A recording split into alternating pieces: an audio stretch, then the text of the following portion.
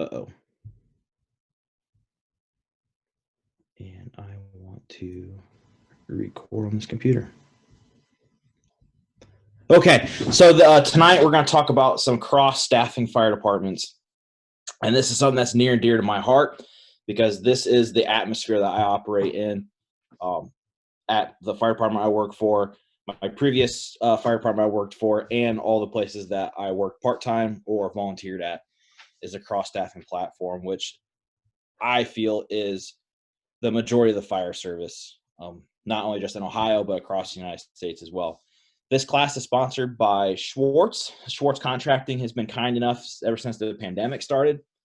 We kind of teamed up together to put on these trainings for people in the area to have the ability to get some training hours to help through. I know training has started to pick up again, but it was pretty difficult there in the beginning.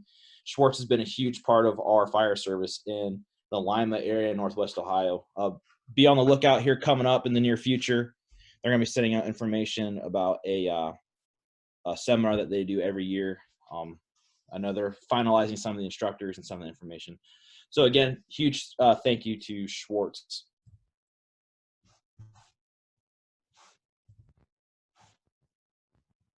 And of course, the PowerPoint is not budging. There we go.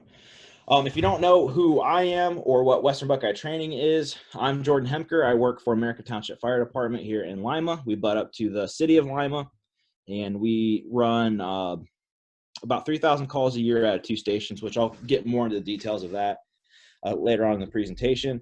Western Buckeye Training was a idea that I had actually very young in the fire service, waited a couple years, and we started in 2016. And our entire goal is to provide training that is relevant to the fire service in our area. I went to a few conferences and said, man, this stuff is awesome. How can I bring it back? So surrounding yourself with like-minded firefighters kind of gives you the opportunity to take what you learn, filter it out, and create ideas and systems that works in your fire service, your operating areas. And that's what WBT does. And we can go to your fire station and turn your we can turn your building into a fire ground, into a training ground. All of our stuff is portable. We can set it up. We can tear it down. We're there for 6 hours. And it's been a lot of fun. And I think a lot of good has come out of it. So the saying here, the future belongs to those who prepare, I truly believe in that. I think if we do everything we can in our mindset, we can accomplish quite a bit. And training and knowing your own district and being open to ideas really helps us be prepared so that when those tones do drop, we know our job and we're going to be successful on those scenes. Again, I want to thank Schwartz. We had a project not too long ago. We sponsored 2 spots for 2 firefighters in our area to go down to a training in Southern Ohio. The training was called Prioritize a Search. My friend Chris Kessinger put this class on through his training group, Citizens First Fire Training. Myself with WBT and Schwartz sponsored two openings, and their hotel room was paid for. And these 2 individuals wrote an essay, sent it to Schwartz. Schwartz picked the winners, and that was Brett Shook from American Township and Ryan McClure, which was from Hamler Fire Department, which is up in Henry County. We went down to the Wellston Fire Training Academy in their burn facility. We did 2 days of nonstop live fire training, all search and rescue oriented. So we did everything from traditional searches, VES, vent enter search, forcible entry, first due operations, all under live fire conditions. It was an awesome time.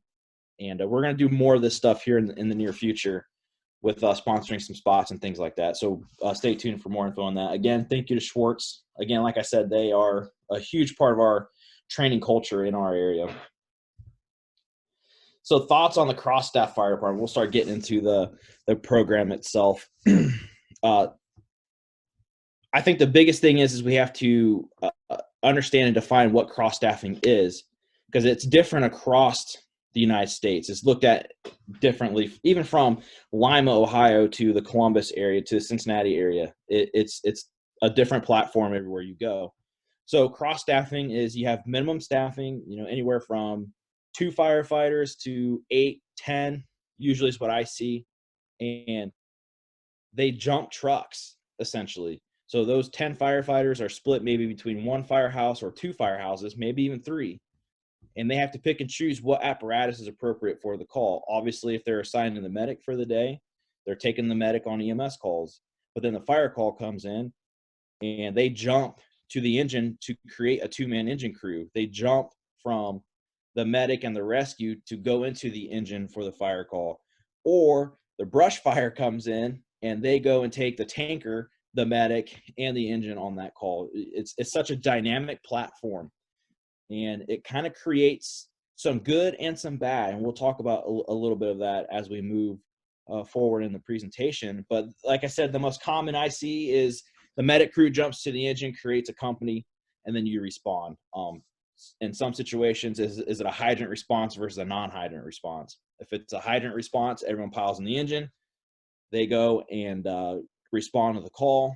If it's a commercial building, they jump from the medic to the engine, and one goes to the ladder or two goes to the ladder, and then you respond as a skeleton crew to that scene. There's a lot of either or stations. So another example of why cross-staffing has different terminology or different mindsets is if you look at places like in the Columbus area, the Cincinnati area, where they're a little bit larger fire departments, but their staffing is below minimum. They dropped down to, they had to bring overtime in. And let's just use an example. You have a station that has an engine and a medic. Well, their staffing drops below minimum, or they're at that minimum, and it's an either or station. Both units are in service until one is called. The medic goes out on an EMS call, the engine is taken out of service. The engine goes out on a call, the medic is taken out of service. So we're creating an issue where we're stretched thin. The engine is out on a call, but there's a cardiac arrest in that district. Well, obviously that ambulance is not responding. It's not staffed. It's just sitting there. Or vice versa. The medic unit went out on a EMS call, and the engine is sitting there, and it might be that first due fire for that building. So it kind of creates, it's a love-hate relationship, and it's just one of those things. So this is where some interaction is nice. What is your staffing and what is your platform? Cross-staffing is not only for paid organizations. It could be for the volunteer stations. You have a meeting night going on, or you have a special event. Maybe you have part-time EMS in the building. So you're paid EMS, but you're still volunteer fire. These things all come into play.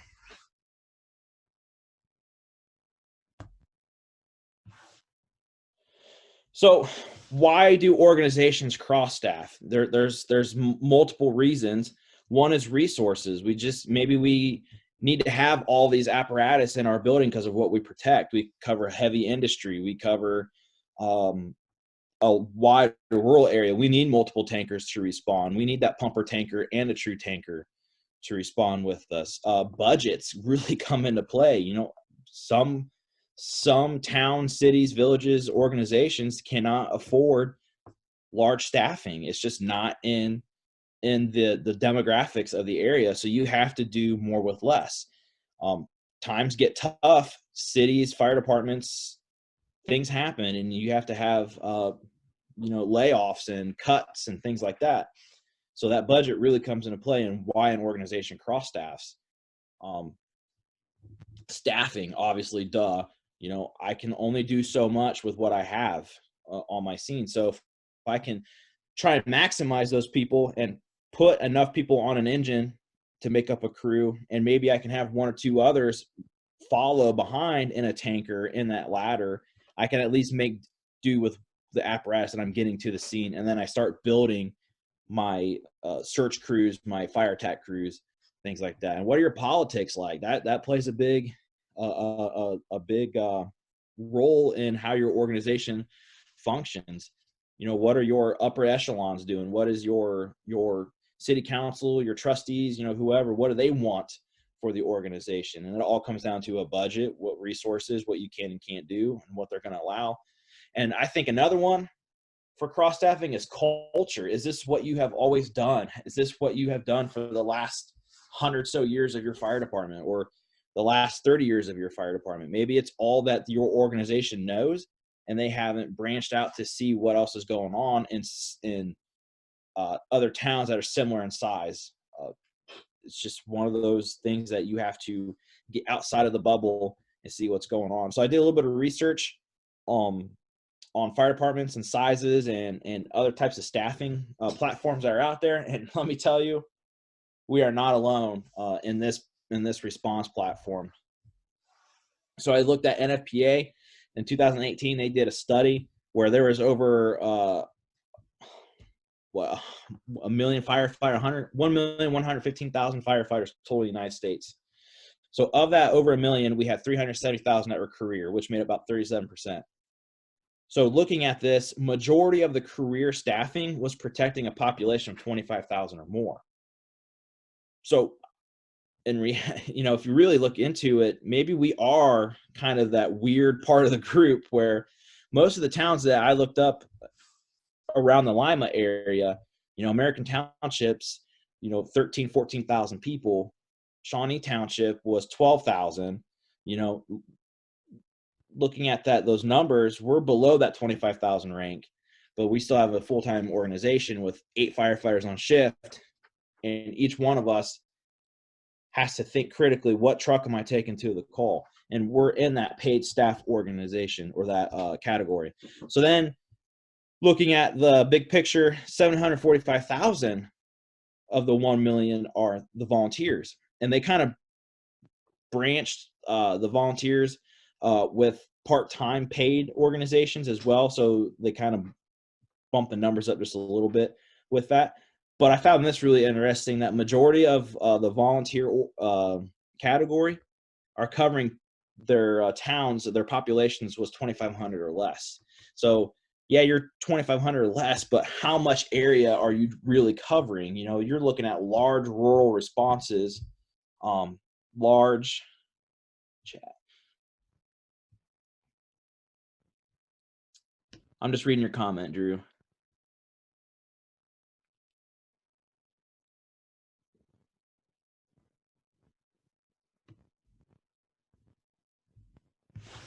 So how much area are you covering? And some of that might have some industry, some small businesses, things like that. And you have to pick and choose, how many firefighters is my first engine coming out with? How many firefighters is my second engine, my tanker, all those things. You are constantly thinking, what do I have and how am I getting it there? And who is going to be there when I show up? So I always say, think about what your area has, what it's doing, what your mutual aid is doing, what they have, what are their capabilities, and how diverse are we truly, how diverse are we? I look at, and I'm speaking of what I do, what my experiences are.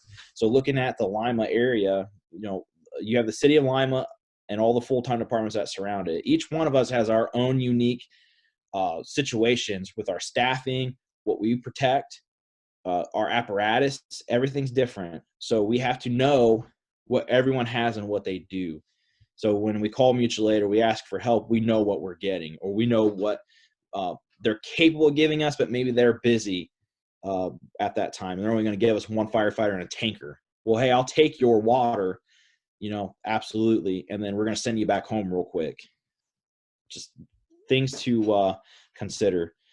How many fire departments in your area, in your service platform, have a truly, and I put it in quotes, a true dedicated engine or a dedicated ladder? There's not a lot of places in Northwest Ohio until you get into the larger metropolitan areas. City of Findlay, Lima, those are really the only two that comes to mind. Everyone else does the cross staff platform, where they have 1 or 2 guys dedicated to those trucks, but everyone else dives into it when the tones drop.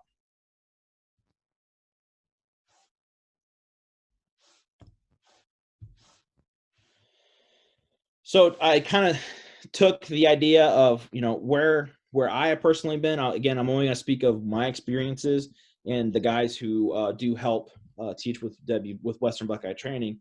So my organization, American Township, 8 firefighters on shift. We're split into 2 firehouses. So we have 5 at Station 1 and 3 at Station 2. Our population, now we contract with a couple other townships, so that's where we get 24,000. but our bulk of American Township alone is around 14, give or take. And we cover 100 square miles. We cross-staff everything except for a shift officer's vehicle.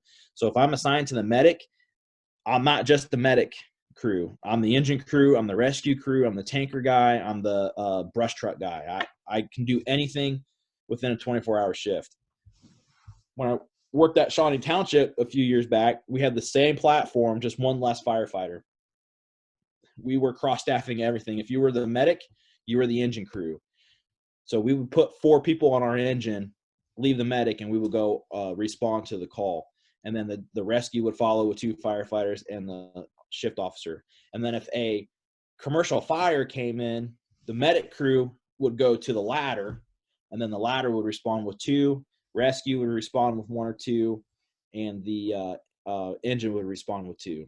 So we were spread thin. We had to respond to the scene and then start building our units or building our crews as we arrived on the scene. We weren't operating as engine companies or ladder companies. We were a skeleton crew. So I kind of put Xenia and Lancaster in the same spots. These 2 departments have very similar staffing, give or take a couple of firefighters. Population was about the same, and their run district was about the same. And Xenia's had 2 stations, Lancaster's had 3. But what these 2 departments did was their backup medic was their ladder crew. So if they needed the ambulance to respond on that 3rd or 4th medic call, they were pulling from their ladder. Or if their staffing dropped below minimum, then they would have to take one of those units out of service. So kind of a smaller cross-staffing platform, but it's still there. And, they relied on the ladder crews quite a bit. And, that special apparatus may not have been responding. So, hey, I need to bring mutual aid in. Hey, I need to have those guys pull from the hospital, go to the firehouse and grab the ladder. Those things that you got to be thinking about. We're worth making decisions on the fly in these platforms. Then I threw in Cridersville, which is where I volunteer. And we're small. It's a small town, about 2,000 people, give or take. And they cover 45 square miles, but they have paid EMS staffing on station. So that EMS crew has to make a decision. Am I taking the ambulance? Am I taking the engine, the tanker, whatever, on top of whoever else is showing up to the station? You have a lot of decisions you're making in that 3 to 4 minute response time. And then Hocking Township was a small station outside the city of Lancaster, out in the country, out in the boonies. And we had 2 firefighter EMTs on shift. And again, we had to make a decision. What am I taking if a fire comes in? Am I taking the engine? We're both piling in it, 2-man engine crew, or we split in engine and tanker if we're going outside of the hydrants. So a lot of decisions you're making on the fly. Who knows what we're getting ourselves into? NFPA, again, 1710. This is more on the career side, but it makes you think quite a bit. So NFPA 1710 says if you are going to a single family residence of a house, 2,000 square feet, give or take, and you're not on a basement, you need to have at least 14 firefighters on the initial alarm. That's 14 firefighters responding to that initial 911 call. And if you have a ladder coming to you, or you staff a ladder, you should have 15 firefighters. And my question is are we even close to that in some situations? And most likely, no, we're not. So how do we fix that problem? Well, it's calling for help. Get mutual aid coming. Create a system that works for the county. Create a system that works for getting at least a staffed engine or a staff ladder or more tankers coming to your scene. We have to be thinking about the response, what we're going to do when we get there, and our cleanup, our mop up, make sure our firefighters are not whooped, because now we're getting into the cold season. And, you get some cold firefighters, they're done. They are done. So we have to make sure we're maintaining some good staffing on our fire scenes. This is just a quick snippet from LiveCAD, which is a program that Central Ohio uses. And basically what this does, it works in the background of the dispatch. And you can display this on your TV screens, your cell phones, whatever. And it just tells you who's doing what in the county and where they're at, what calls they're on. It's kind of a accountability thing for shift officers, things like that. So this was a fire in the city of Newark. This was all the apparatus that were on scene, all the mutual aid, who was available, unavailable. Just kind of gives you an idea. It's okay to bring help, because I've never heard of a firefighter who's upset that they got to drive license sirens down the road, make a bunch of noise, and do their job, and then they got told to go home. No one should be upset about that at all. So get the help coming when those calls come in. How do we become effective with cross staffing? We have so many variables in this. Hey, we were coming back from the hospital and a fire came in. What do I do? Take the medic to the fire, right? Be that first due medic crew and get the ball rolling. If you are at the station and you're by yourself and you don't know what truck to take, like, you shouldn't have to think about that. It should be ingrained in your mind. Hey, if I'm by myself, the engine is going on the fire call. Hey, I'm by myself and we get a call out in the country. I'm taking the tanker because I want the water. Those are the things that are going through our minds. And how do we get effective with this? We train on it. Training has to be relatable to what you do in your organization. I use this example because I see this a lot going across Ohio and a couple of the states that I've been to. Is a lot of places try to be FDNY, and you're not FDNY. I'm sorry. You do not respond with 4-man engine companies, 5-man ladder companies, multiple of those. They stomp fires out with people. They can run an 1 3/4 handline with a 15/16 smoothbore flowing 185 gallons a minute because they can put 5 dudes on a handline. Where us, in some of our situations, I am that 2-man engine crew. I am that 2-man hose line. I can't handle those nozzle pressures, those reactions, things like that. So I have to do what's relatable to my organization and my operational realities. What is your run district allowing you to do? Some places will need 1,400 feet of 5-inch on their trucks, where some only need 800, 900. What are your capabilities? What is your staffing's capabilities? Some people are really good at engine work, truck work. Some people are more into just pumping the truck and getting a draft. Everyone has their quirks and specialties. We need to recognize those and highlight those. Just remember, we can't do it all. Call for help. If you are the first due company to an apartment fire, not only are you fire attack, you're going to be the initial search crew. You're going to be the initial ventilation crew. You're going to be doing all of it. You are not a specialized unit. You are not just doing searches. You are not just forcing doors, right? Like you learn in fire school. IFSTA, a ladder company, does ventilation, forcible entry, searches. That's not how we do things in the smaller part of the suburbs and the rural area. It's just not reality. So create those working relationships with other departments so where people are going to be and what they're going to be doing on those scenes. If I call for a mutual aid ladder, I'm either using them as a ladder crew or putting their stick or their bucket up and they're going to be flowing a ton of water. And that's the other thing about creating relationships. Just for an example, say we did call Lima Fire Department or Shawnee Township for their bucket trucks. They have platform ladders. I need to know how that truck is set up. So if they only send it with a couple firefighters, we can do this together. It's not one of those, it's not one of those, oh shit moments. This is the first time I've ever used this thing. We want to avoid that as much as possible. And also, man, remember this, fires happen in your area. Just because you think you're in this little bubble that fires don't happen, or you hear the sayings of we're just an EMS department that goes to the occasional fire.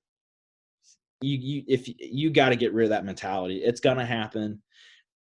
Especially now we're getting into the cold season. People are heating. Who knows what's going to happen with coronavirus? Maybe another shutdown happens and people are stuck in their houses. You just don't know. Fires are going to happen. You need to expect a fire on every shift, every time the tones drop. And you need to expect that there's going to be a victim. Be prepared mentally and physically and have that muscle memory in place for when that does happen, you're not surprised. Oh, this is what I think cross-staffing does to us. It turns us into this multi-tool, right? So I took a picture of this because my mind was going a million miles a minute when I was putting this presentation together. So this multi-tool is primarily a set of pliers, right? And what do pliers are good for?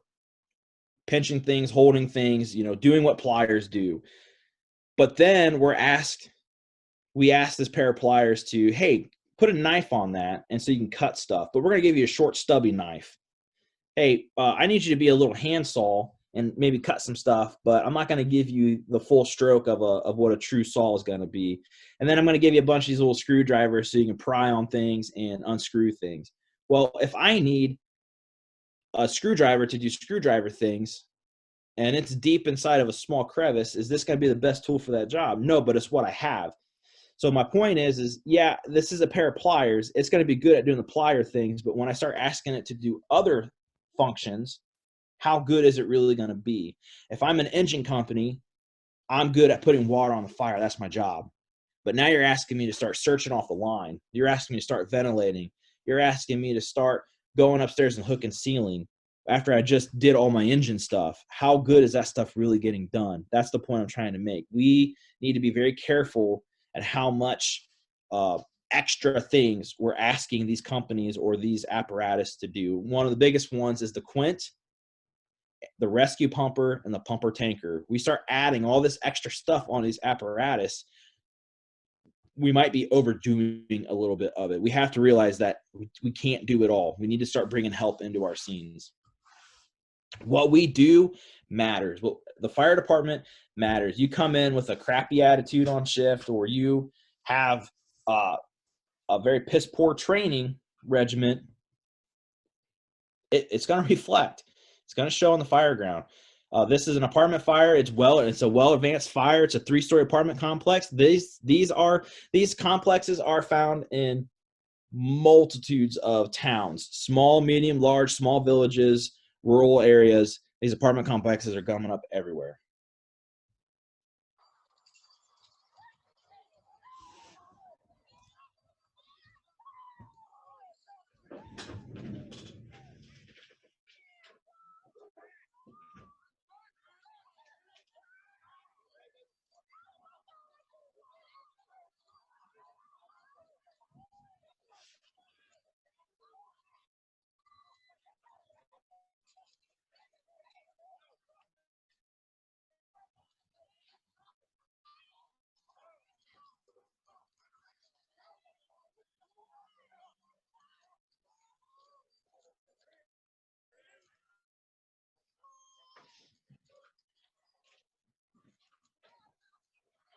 So we have a well-involved fire on the 3rd floor. It's overtaken the stairs, which is our primary entry point to this fire building, to the fire rooms. And we have victims showing up. This is one of those things. How many people are on my vehicles? Where are they at? Is it a parade response where it's engine, medic, rescue, ladder with 1 guy here, 2 guys here, and 3 on this truck? What am I going to do when I show up? How are we going to come together as a cohesive unit and manage this incident? What we do matters. If we are not on the same page, we don't have expectations, we might cause some more issues to this incident than what it needs. These people need water and they need ladders right now. That's what's going to start saving lives, and that's what we have to be good at. The basics here are going to save lives. So kind of building on to fires are going to happen. In 2019, there was 1,291,500 reported house fires in the United States. This is from the U.S. Fire Administration.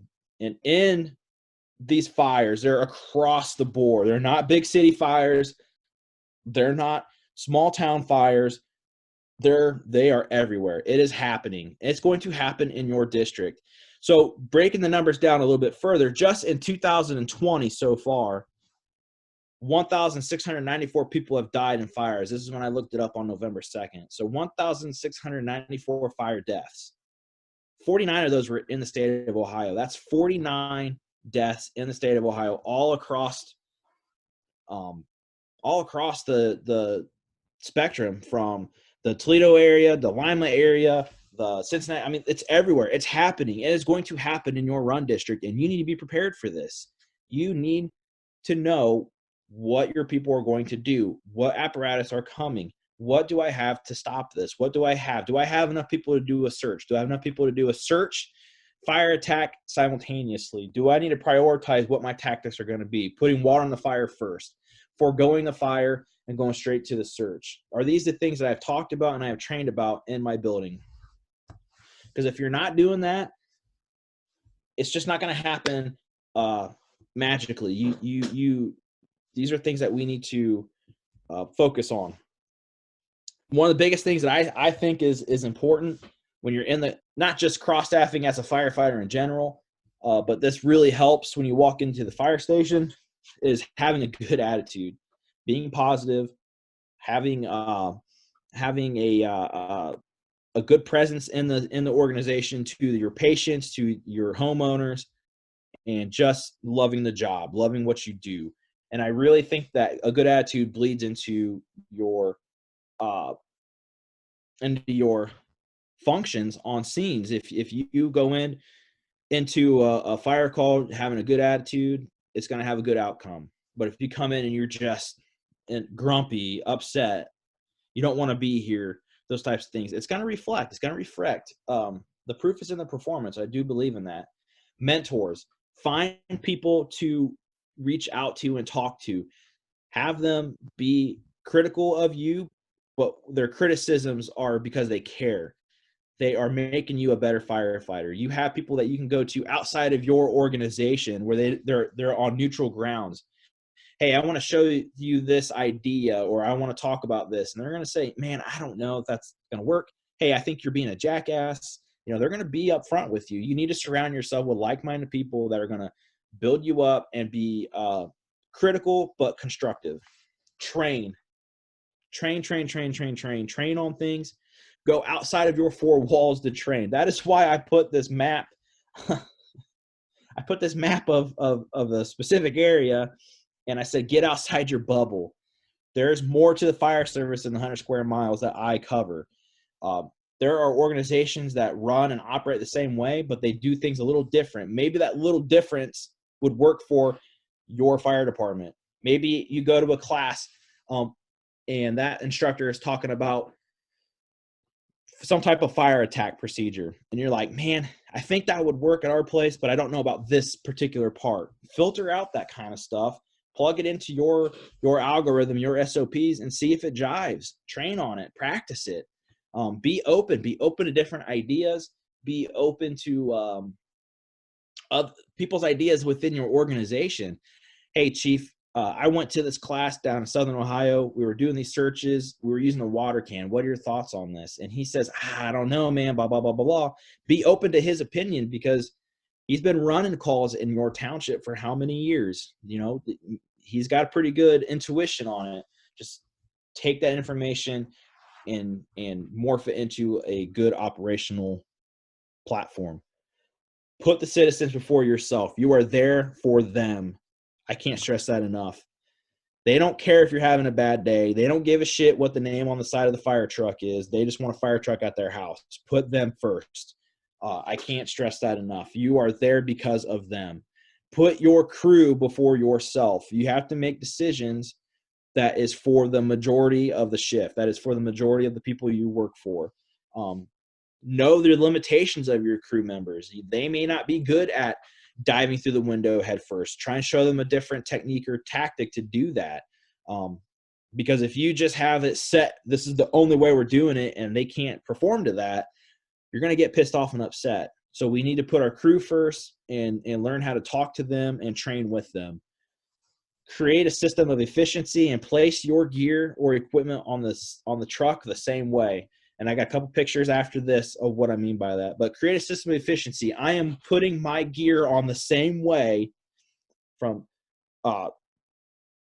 day one when I step into the firehouse. My pants go on first. My hood goes on second. My radio strap, my fire coat.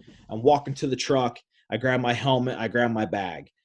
You know, I have a system in place that I do for every call, every time. My gear is sitting on the rescue the exact same way for every call. I have it all pre-planned. So when something weird happens, the tones drop and they say someone's trapped, I'm not getting that little excitement buzz going on in my head. I know, hey, my pants are set this way, my coat is this way, all my stuff is organized. It is good to go. If you are in the volunteer setting and you have a rack, a little cubby rack or something like that, set your gear up in that rack the exact same way. So when you come into the fire station, you know where the hood is at. You know where your gloves are at. You know you're not going to forget anything. That I can't stress that one enough. I remember being really young and I forgot my fire helmet. Never lived that one down. But I was excited. I didn't have a system in place. I wasn't thinking about it. You know, those are things that really can come back and get you. Be humble. Be absolutely humble with your knowledge, your experience. Be that person that is approachable. Be that go-to member of the fire department, but be humble with it. Don't be cocky. Don't show off. If you make a mistake, own it and move on.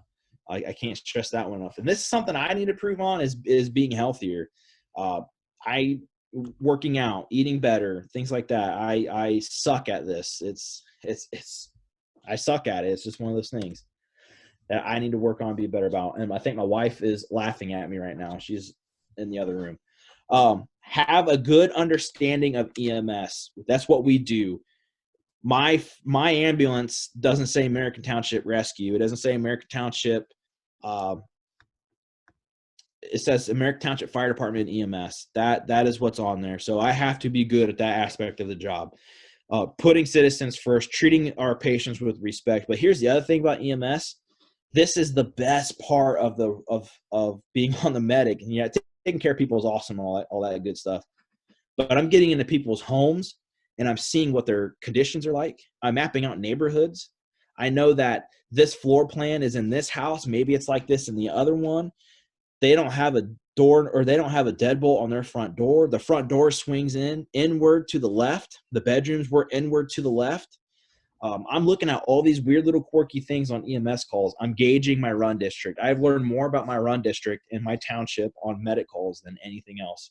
I go to a lot of bullshit calls, but I've never wasted one. Fire behavior and tactics. We need to have a good understanding of this because that's what we do. That's our why we respond to these things. Why am I pulling this hand line versus the other hand line? Why is a 2.5 better in this situation than 1 3/4? Why do I want the 200-foot line versus the 150-foot line?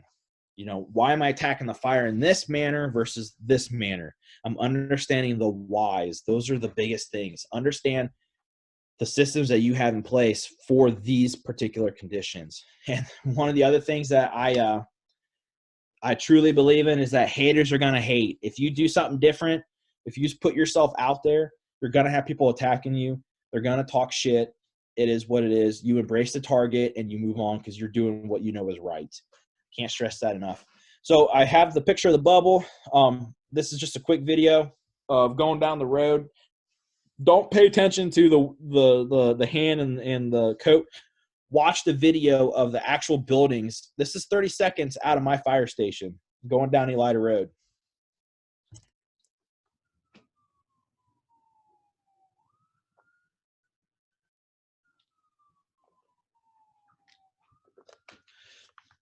In 30 seconds out of my building, out of my station, I'm in commercial, lightweight commercial, residential, wood frame, metal buildings, everything. Just in 30 seconds. It's 30 seconds in my run district. This is something that I started doing a few years back. Just record quick 30 seconds throughout my run area. And I'd go back and watch the videos and I would look at the buildings. What's the building construction? Like with the video just stopped here. That's an older home.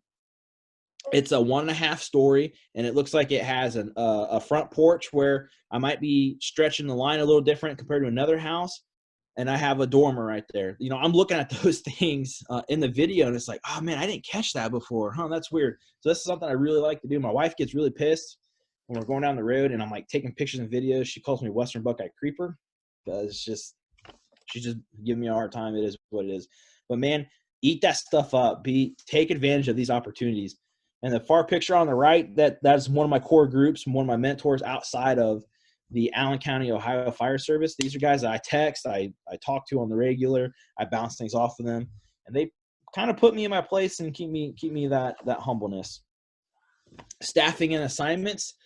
This kind of gets kind of hairy when you're in the cross-staffing world, because you're not an engine company, you're not a ladder company, and you're not a rescue. If you are not dedicated to that truck for 24 hours, that's not who you are. You're a do-it-all company. You respond on an engine, but you might be going to the roof to cut a hole. You might be throwing ladders. You might be an outside guy. Who knows? So you have to be well-rounded in your knowledge and in your experiences. This gets kind of weird about writing assignments. Some places have formal writing assignments where if you sit in this seat, you're the nozzle man. If you sit in this seat, you're the lead out guy. If you sit in this seat, you're the irons. This seat is the outside vent guy. My experience, we can't do that. There's no way we can do it because we don't know who we're going to have. Our two medic guys might be out at the hospital when a fire comes in. Well, those two seats are empty. So now what are we doing? So we do more of the informal writing assignments where if you are the medic in charge, you're in the back of the ambulance for the day. You are typically the nozzle man. That's your gig, your baby. That's your reward for riding the ambulance for the day. But that's really about the farthest we go into it. We have a conversation going to the fire. Hey, you're getting the nozzle. I'm going to grab the irons. Make sure we get a hook to the front door. Those are my expectations writing out on the fire trucks, the apparatus. I want the nozzle, a hook, and a set of irons at the front door. That's what I want. Those have to be there. Those are things that I don't want to go back and forth from the house to the engine when I can stage everything at the door, grab it, start hooking after we put the fire out. Because here's the thing that people forget is once you make the fire room, you own that room. That is yours. Don't give it up. Bring everything with you. Start hooking. If you don't have people on the roof or you don't have someone take a window, guess what? You can vent from the inside. It's pretty easy to do. Accountability. Does anybody run a true accountability system? We run passports in Allen County for the most part. Most of the places that we run mutual aid with have these. So what that means is I have a little tag. It has Velcro, and everyone puts their name on there. So my question is if you're running cross-staffing where anybody can be anywhere from the medic to the engine to the rescue to the ladder, blah, blah, blah, blah, blah, how do I do accountability? How do I use these tags as passport system? Do you pre-fill it where you put all 4 names or all 3 names on the passport and hand it?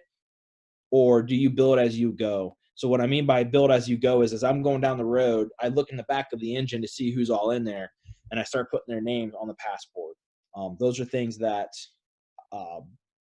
I have found to be kind of difficult, especially as an incident commander. I really feel it gives me anxiety thinking about it. I am not an officer by any means. I have been put in situations where, I'm initiating things, but not knowing exactly who's going to be on those apparatus when they show up is kind of scary at times. I think one of the other things for staffing and assignments is to know what your job is, or to know what it's expected of you. Is your officer and your senior man have to step up and say, look, this is what we're doing here. If you find yourself in this situation, do this. If you find yourself in that situation, think about this. Those expectations from the officer and the senior man are really important because let's be honest, your officer can't be everywhere all the time. You might have 2 or 3 calls going at the same moment, and you're that 5-year member of the organization and you get popped for a first due fire. You're going to be making first due officer decisions. That's just the way it is. So you need to ask the questions, get the information that you absolutely need, and pre-plan everything. Pre-plan your jumps. What do I mean by jumps? Like I've said 100 times in this class so far, is jump from the medic to the engine. What am I grabbing? I'm grabbing obviously all my fire coat, my fire pants, all that junk. Make sure you grab your helmet. I made a bag. It's just I bought it from Menards, and I threw extra gloves, extra hoods, some snacks. Got to have snacks, right? Some snacks, some bottled water, and just little things like that. And I grabbed that to-go bag with me. So if I did forget to bring my gloves or my hood got knocked out for whatever reason, I have something extra with me. And it's really nice in the wintertime when it's 3 hours into the fire, when it's -12 outside, to get a fresh pair of socks, a fresh pair of underwear, make sure you're changing where it's appropriate, gloves and a hood. You're a brand new fireman. You're ready to rock. Create something that works for you. This picture of the riding board was down in Middletown, Ohio, when we were doing a class down there. You know, they have dedicated crews so they can write on the board who's doing what and where they're at for the day. And then each number was the firefighter, and then they broke it down to, you know, the number on the top, 135 was the driver, 186 was the medic in charge. Same thing for the engine crew. It was actually pretty cool to watch and see how it worked. So this was me setting my gear up. I was driving the rescue. That was my assignment for the day. So whoever drives the rescue drives the engine. So I got to jump from the rescue to the engine, depending on what call comes in. Car wreck comes in, I'm taking the rescue, obviously. Fire comes in, I got to grab all that stuff and go over to the engine and drive down the road. And then I'm the apparatus engineer. So I have my hood a certain way, my pants a certain way. My radio is over my coat so I don't forget it. I always wear my radio underneath my coat, my helmet, so I put on my head and I walk with it, and then my to-go bag and my face piece. All that stuff I'm grabbing. I have a system in place. So if I know something, I get that weird feeling like, hey, this ain't right, it's probably because I forgot something. So I have redundancy in my plan. So this is our accountability board, or system on our engine. So if I'm riding out in the officer seat of the engine, our firefighters at Station 1 ride out on the officer seat because our battalion chief's in the car. So our tag, whoever's driving, is upside down. That is our universal sign that, hey, this guy is the apparatus operator. He may not be in full gear. He's just got his pants on, something like that. And then I add everybody who could possibly be on the engine for the day for a call. And then once I put them on the passport, once I move their tag and put it on the Velcro, then they are assigned to that apparatus. So all these guys here, I just have pre-staged, so I didn't have to look down the door as I'm driving down a lighter road. It's in front of my face. I grab them and put them on there. So usually the way we do it is the first three are my engine crew, and then the very last person is my medic driver, because he might be assigned with us. He might be getting on the attack line. Just depends on what the initial call out is. And that was me badging or tagging the guys in. So again, this is our response when we go out to some of our calls. 5 people at Station 1, 3 at Station 2.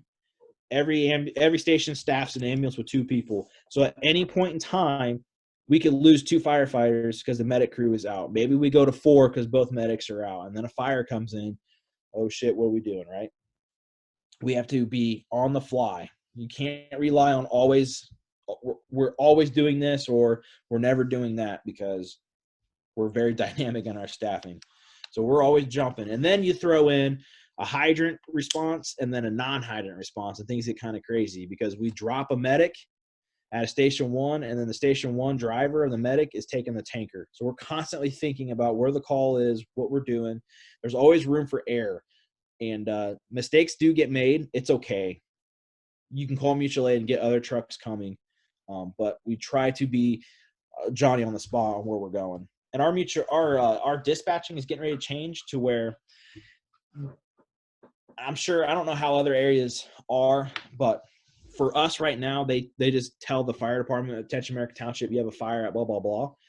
Now it's going to be truck numbers. They're going to dispatch engine 1910, engine 1911, medic 1971, tanker 1920. They're going to start telling us what our trucks are. So we kind of don't have to, I don't want to say we don't have to, but it kind of takes some of the thinking out of the mix there.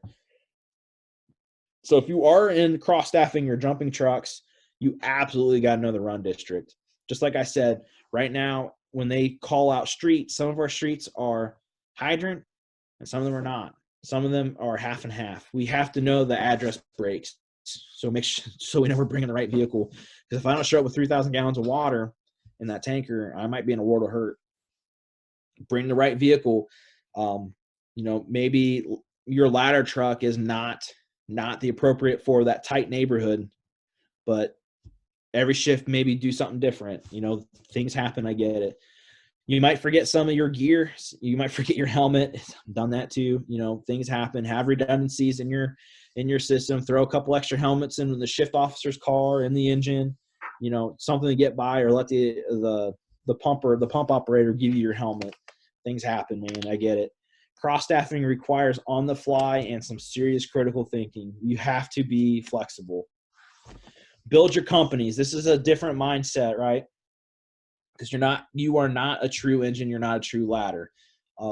So if you arrive on the scene and I know that my engine 1910 and my medic 1971 has a driver, maybe I need to marry those two companies together to create one.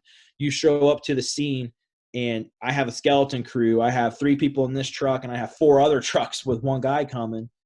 I need to marry them, those people. I need to tell them what I want them to do and who they're doing it with. Announce it over the radio and have common terminology.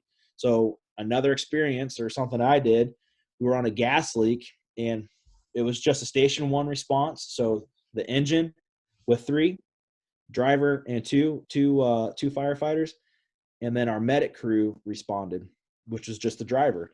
And I said over the radio, hey, medic 71, marry up with the engine and help investigate. Well, no one uses that terminology right now. Marry up. What does that mean? Hey, get with the crew that's going to go inside and become the engine crew. And that individual didn't understand it. It's okay. It was my fault. And he stood with the engine, and I'm like, where the hell is such and such? That was on me. So we had a discussion on what marry up meant. And we changed it. We don't say that anymore. So always have common terminology so we're all on the same page. If you're running the cross-staffing engine, basically any engine in the United States, man, put water on the fire. That is your priority. Get water on it some way, somehow. If you have only 1 person on that apparatus or you have 4, your goal is to get water on the fire as quickly as possible. So that's what's going to make things better. Again, you might have to take people from other trucks and tell them that that's what you're doing. You're going to be the engine and crew. You're going to be fire attack. You're going to be search. You're telling them what they're doing. You're building those companies.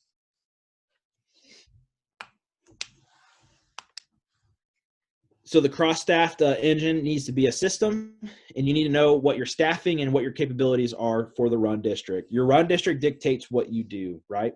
So you might have an engine that has 700 gallons of water, 1,000 gallons of water, or more.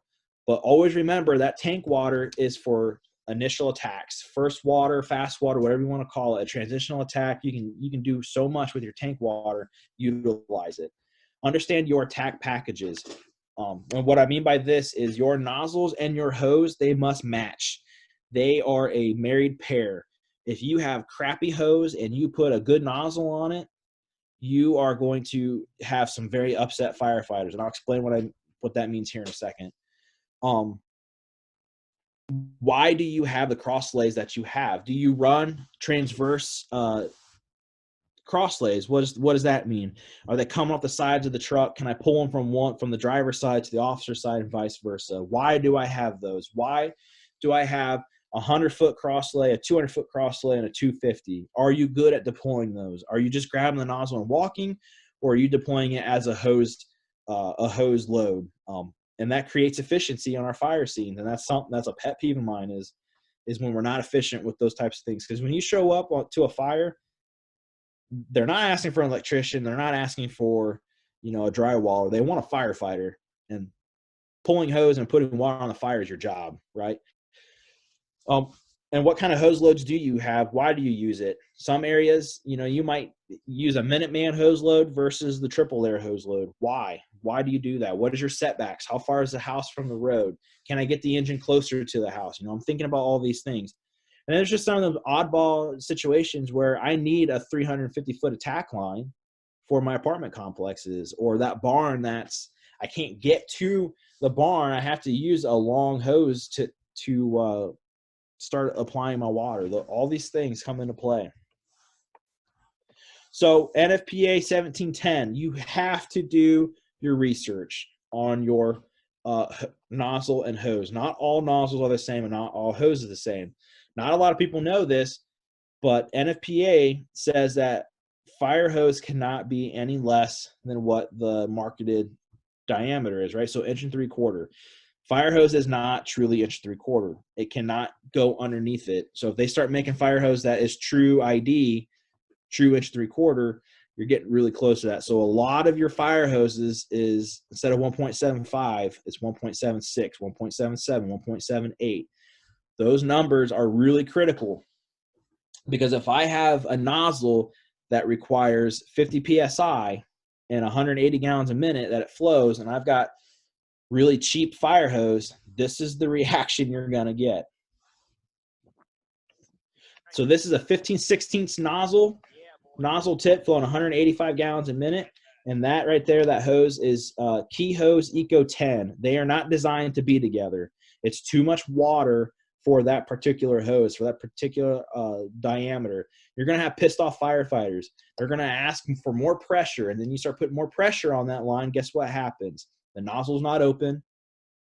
The nozzle turns into a purse, and it stays in the pocket of the shoulder, and we're not moving water. We have to create systems that works for our staffing. Like I said, we're not FDNY. We can't have 5 firefighters on one engine hose line. It's 1 or 2 firefighters, give or take. So give these people the equipment that's going to make them successful. So NFPA 1710 says we need to have 300 gallons a minute for our initial operations out of 2 hand lines. So are we achieving that?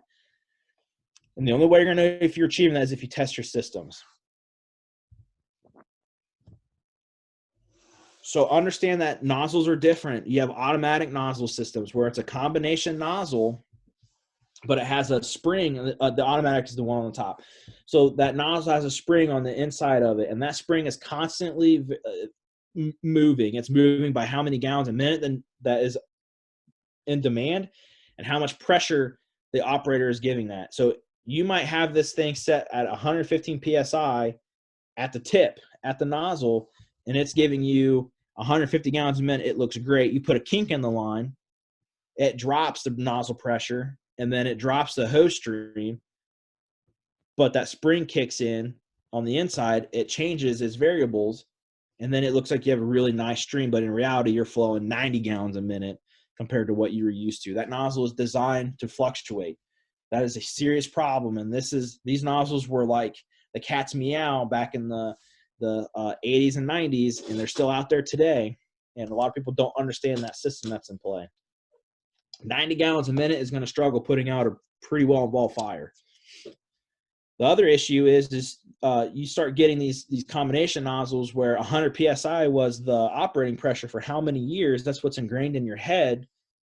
And then the pump operator's got the truck screaming at 150 or 150 psi or 150 or 100 or 200 up there, and you've got a lot of pressure sitting on that nozzle. What happens to it? The nozzle reaction is unreal. Firefighters can't handle it. They don't open the bail because they're going to lose the nozzle in their hands. And then just remember this, a bail that's not open is not moving water. So create an attack package that allows for those firefighters to have the nozzle open. And that's why you're going to see a lot of combination nozzles that are fixed. It is a set gallons per minute. One example is a nozzle that is 50 psi, 50 pounds of operating pressure for 150 gallons a minute. That is one of the more common ones out there. So I know once I get my pressure set, I am flowing this amount of water all the time. My nozzle reaction is very little, and my firefighters are going to be able to keep the nozzle open out in front of them, and they're going to be moving water as they're pushing down the hallway, or they're spraying water in the front yard by themselves for the transitional attack. And then you get to the smoothbore, which is my tried and true. It's a set amount of water for an expected nozzle reaction. 7/8 smoothbore, which you're going to see in the next video, for 160 gallons a minute for about 68 pounds of nozzle reaction is a 1 firefighter line all day, every day. So this video here was a 15/16 tip on that that hose there, the Eco 10, was not a good match. Kept kinking, kept whipping, creating a lot of issues. So all we did is the same nozzle, it's the same shutoff. All we did was switch the tips out, put a 7/8 tip on there, and look at the performance. He's able to whip it around. He's able to hold it open. He's not keeping it out in front of him. He's able to do some of the functions. That was just by taking the tip size and reducing it. We went from 180 gallons a minute, which was too much water demand for that hose, to the 7/8 160 gallons a minute, and it's operating within its parameters. When these systems are misunderstood, you're going to have bad performance.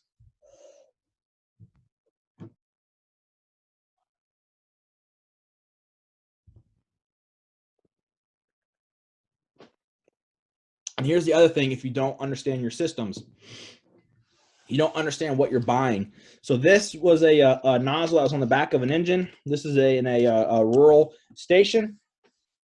Their setup was they had a rear discharge, 2.5 discharge with a gated Y, and they're running 2 3/4 off the back. I'm sorry, these were 1.5 inches. So they're running 2 1.5 off the back. And they had a 7/8 smooth bore, inline smooth bore shut off, which is the handle and the bail and all that stuff. That's a 7/8 smooth bore nozzle. And then they took a combination tip and screwed it onto the end of the nozzle. So then they basically took a smooth bore, made it into a combination nozzle. But look at the settings: 95 gallons a minute for 75 psi. So let's break this down. They went from a 7/8 smooth bore, which operates at 50 psi, for 160 gallons a minute. They were doing really good there. But then they bought this tip, this combination tip, screwed it on. They added more pressure for less gallons a minute. When we started doing the training and talking about things, we unscrewed the tip and showed them the differences, and they had no idea that that was even a smooth bore nozzle. So we have to understand what we're buying and what we're getting ourselves into. This was creating some operational concerns, and now they just run the smooth bores, which is awesome. If you find the perfect match, you get great results. This is my friends over at Bath Township. They were doing a nozzle study. And so this particular setup, we had a flow meter and everything. This is a 2.5 line, and everyone freaks out over. We were flowing 260 gallons a minute at 50 psi, one firefighter on the line. That's it. Nozzle reaction is within 80 pounds or so in there. One firefighter can handle that. We were able to flow water. We were able to move with it. It was a great system. That is what you're going to do when you do the homework and test everything that you have. Imagine 260 some gallons a minute punching the fire in the face, knocking that thing down, and mopping it up with your other 1 3/4. That's what these do for you, especially in your minimum staffing scenarios. Test your systems. Get a flow meter out there. This particular setup here was at work. We had a friend of mine come up from Heritage Fire Equipment. He has the flow meters. He has the pitot gauges, everything. So we were testing our systems. This yellow line here is a 200-foot pre-connect. We put our 50 psi for 150 gallons a minute line. We were actually flowing a little hot on this one. We were at 166 gallons a minute. We put one kink into the hose. It dropped from 166 to 124. Still doing okay, not the greatest. But now the firefighter on there knows, hey, this don't feel right. This stream don't look right. Hey, there's a kink in the line. I need to bump it up. Always test your systems and know where you're at. Give yourself options. Use the deck gun. The deck gun is your friend. Big water right now, especially on elevated second-story fires, apartment fires, commercial fires, things like that. So this setup here is really, really awesome. So basically what you do is you show up to the scene and you have a 3-man engine crew. You have a 2-man engine crew. One person is stretching the hose line. The pump operator goes to the pump, puts it in gear, pulls the lever to the deck gun, charges it. He has this hydrant valve or this gate valve in place. So the water is just sitting right there at the gate valve. He's not losing water. He's not spraying water, nothing. He climbs up to the top. He or she climbs up to the top. They open the gate valve, and they're flowing water. We didn't waste nothing.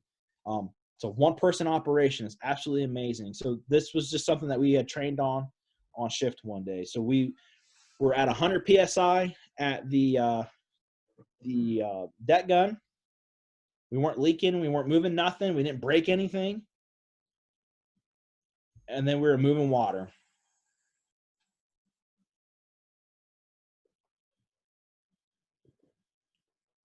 Give yourselves options. Save your water. Take some of the stress off that pump operator.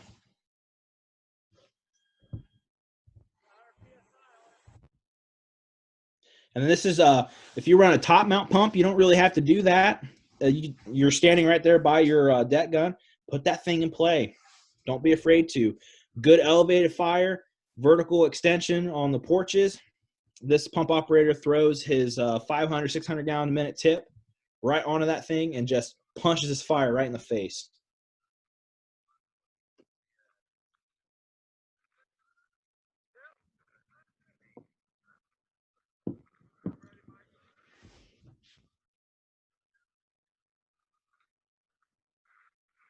A really good training to do is when the weather gets nice. It's called timing the tank. So what that means is have your tank full to its highest capacity and flow every line from start to finish. Time it. So the time I pull the lever and water is coming out of the end of that nozzle, time it. Let everyone visualize how much time you truly have with your tank water. If you have 1,000 gallons, flow all 1,000 gallons through your 1.75 inch. Flow it through your 2.5. Flow it through your ram nozzle, mercury nozzle, TFT nozzle, whatever it is, and throw it through your deck gun. Have people visualize how much time it is, because you'd be amazed. You have a decent amount of time, and time it. See how long you have. It's pretty interesting. Another thing is give yourself some other options. Hose bundles, and this one becomes a hot topic with a lot of people. Hose bundles are 1.75 inches.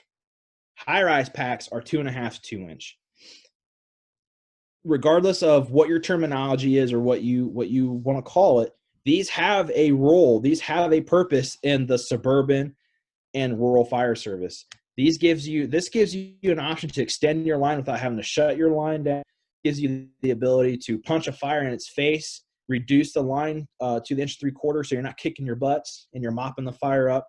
Or maybe you're just a little short and you need to get to that barn. You need to get that gated Y, a second line in place off the gated Y. So this was an example of a training that we did with Continental on extending from a 2.5 to 1.75 inch down to 1.75 inch. So we were simulating flowing 250 some gallons a minute onto a garage fire. And this particular nozzle, they have a combination tip that is screwed onto a smoothbore. So they hit the fire hard. They shut it down. He starts spinning the tip off, and I'm grabbing the bundle. This is a 100-foot modified Minuteman bundle right here. Steve Robertson, this is one of his trademarks. This is one of his things. I hand the coupling to the nozzle fireman. I grab the 2 loops, and I'm stretching back. I find the coupling, the first 50-foot mark, and the nozzle, and I'm walking to the fire. So now I have the capabilities of transitioning from that exterior attack to the interior attack. I'm mopping up the fire. We hit that barn. We got the fire pretty much knocked down. Now I don't need that 2.5 kicking my butt anymore. This gives you those options right there. So they charge that line back up. I never had to turn the 2.5 off. And now I'm reducing from 260 some gallons a minute to 160 some gallons a minute, 150 gallons a minute, whatever it might be. Gives you options.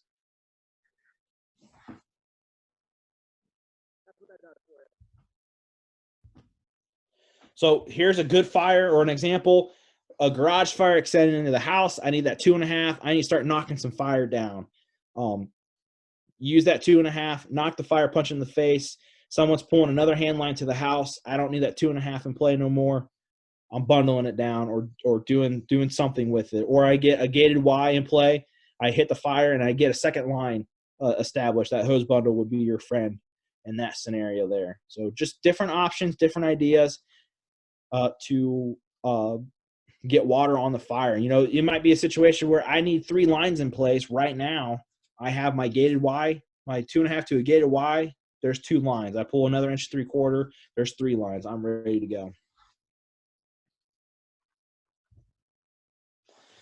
So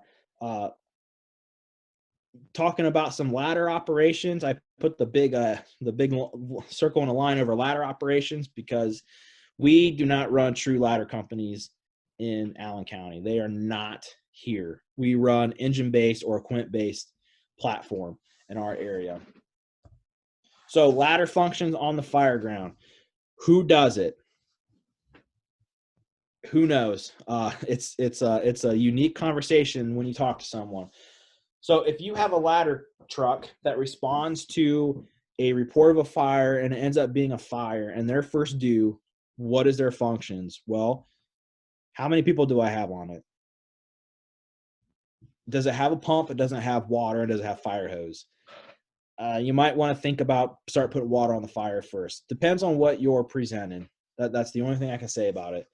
Some of the things that a true ladder company is going to do is they're going to do, speaking of a fire, they're going to do searches.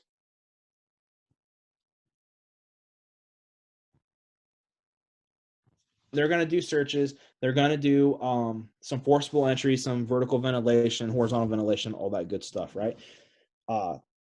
In a perfect world, if you had a true staffed ladder company, we don't run that in my area. So if my ladder's first in, they're most likely going to be an engine company. They're going to pull lines off of the ladder and they're going to initiate some type of fire attack, unless it is a obvious rescue, something along those lines. So one of the questions I always ask is, can I simultaneously do tasks with my staffing and my capabilities? If ladder's first in, are they able to search while going to the fire? Are they able to do both functions with their staffing? Ladders or engine is right behind them. Ladder's going to be fire attack, engine's going to be search. Or do I have to prioritize what I'm doing? We're getting the fire first, and then we're going to start searching. Or forget the fire, I have to go start doing a VES scenario. Those are things you need to have the conversation about and train on.